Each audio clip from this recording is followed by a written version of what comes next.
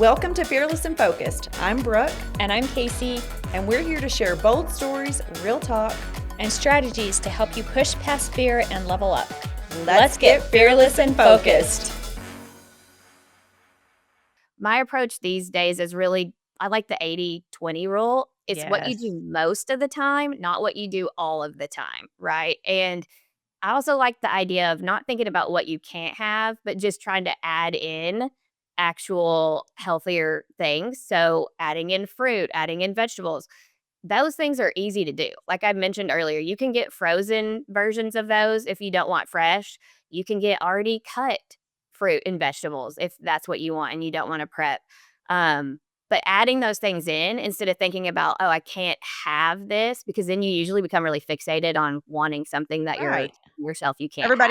Everybody wants something they can't have. And like that 80-20 gives you a really good, like, okay, I can do that. That is like approachable. Like you're like, yes, I can definitely do that and commit to something like that forever, right? Everything in moderation. So I think that's amazing. Yeah, it's so good and sustainable, just like you said. So let's talk about, Nicole, a little bit about mom guilt. How do you help your clients with mom guilt about, her feeling guilty about taking some time for herself to devote to this area because she's doing so much for everybody else? And, we all suffer from this, I'm sure. How do you help your clients kind of like maneuver through that? Yeah, I think that the first thing is to recognize what you just said, that like almost every mom is suffering from mom guilt. And the whole question of can you have it all? Like, I think you can have it all, but you're always trading something off. And it's about being honest with yourself and about being realistic in that.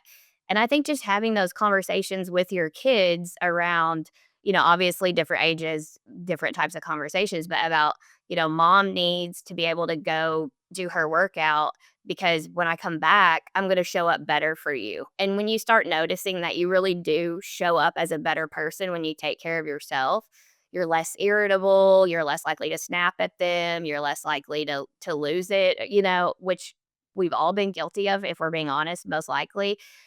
Once you start seeing that waking up a little earlier and meditating, or waking up and just having a few minutes alone, or getting your workout in, or eating foods that make you feel good, whatever your self-care thing is, taking care of yourself actually makes you a better mom, which it will, then I think it becomes easier to pick yourself. And then I think also just telling yourself, what would I want my kids to do when they're adults? Because they're always watching, right? And I don't want my daughter, I have a son as well, to look at me and feel like they have to sacrifice themselves for their children.